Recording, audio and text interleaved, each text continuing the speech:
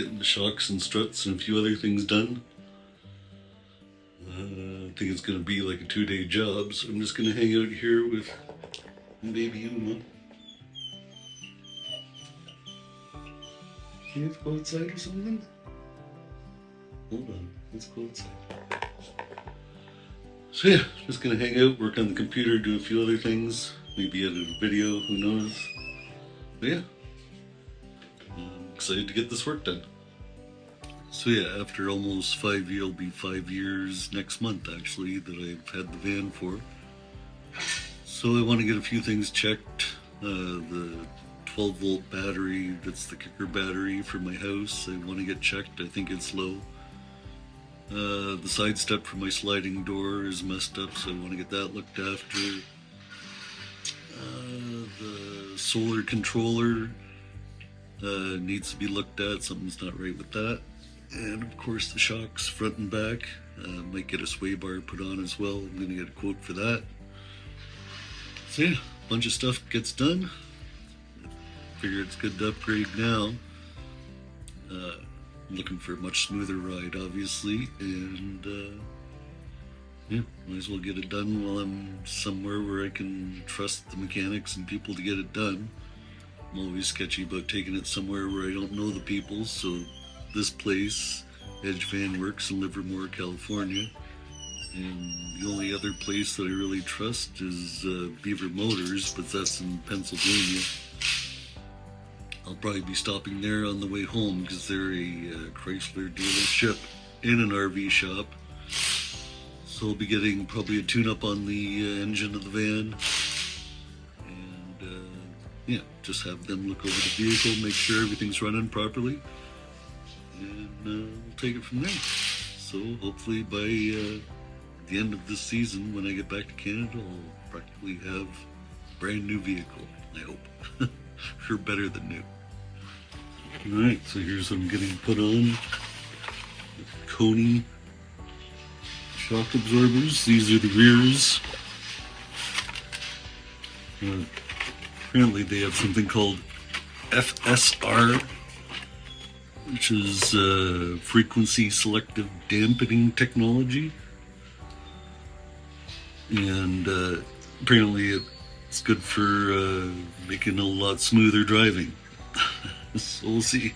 Anyway, don't look much different than a regular shock, so we'll see what happens. These are the front struts.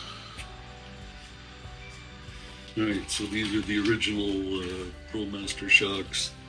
They're not even heavy duty or anything. You think that Heimer would have made, put heavy duty shocks in it with all the extra weight that's on the vehicle, but no, they didn't.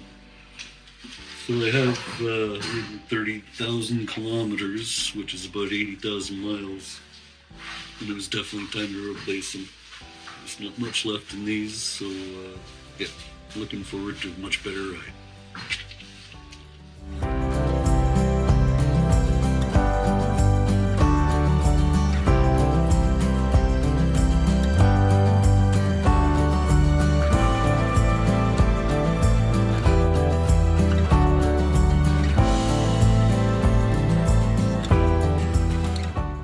Usually these Amazon lockers are at gas stations and stuff, but this was the closest one to Edge Van Works.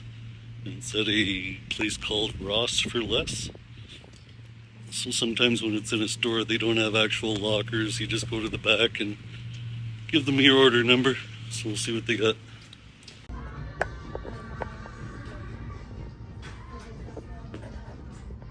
And that's it. Easy to get. Nice and convenient when you don't have an address when you're down south, that you can still order stuff off Amazon and get it delivered, which is nice, especially helpful for this. Busted my spigot. So yeah, we can now fix that. Alright, so I'm mooch stocking at a friend's in San Jose, California now. They're usually in Portugal by this time, but surprise, surprise, they were here. So it was so great to see them. I haven't seen them for like 3 years now. They used to have the same van as I did, but they decided to go to Portugal instead. I think they spend like 8 months there. I don't know, something like that. Pretty crazy. But anyhow, I got the Amazon package. Got a new spout, stainless steel spout this time, so I can't break it anyway. And yeah, gonna replace that. Of course, it doesn't come with instructions, but I don't think it's too hard. Just a couple of rubber bushings with stainless steel on the end, and a nut, and the spout.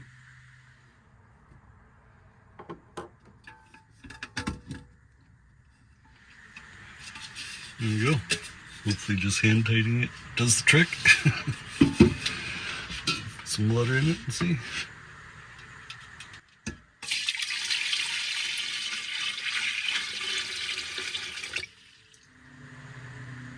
Alright, we're good.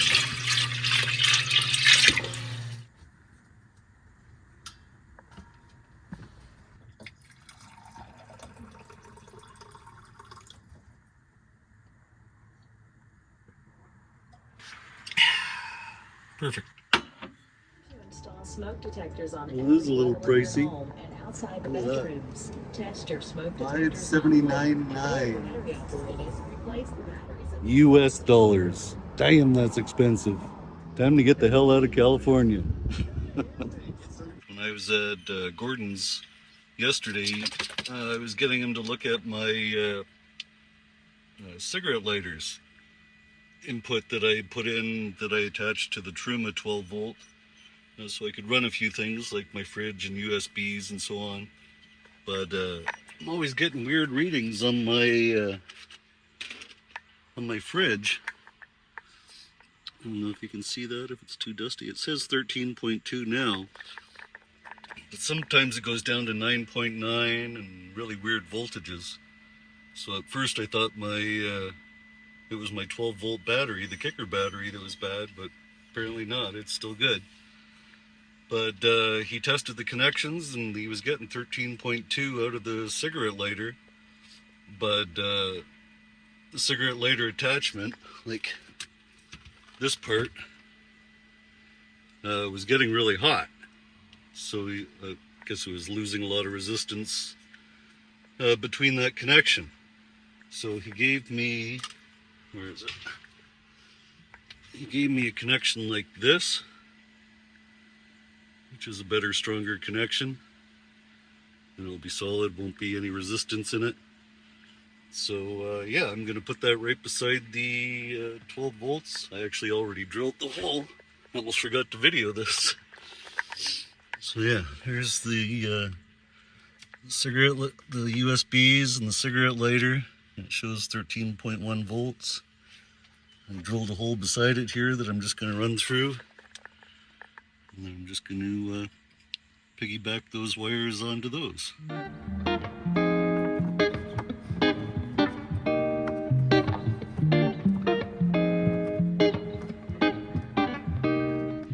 just going to cut that off. I really don't need a cover for it if it's going to be plugged in all the time. Alright, so that part's in. I just have to connect the positive and negative to these positive and negative down here, and then change the end on the fridge. Alright, so if you need to know, on the cigarette lighter, the outside part is negative, and the pin in the center is the positive. So we're going to solder up these wires, and that should be about it.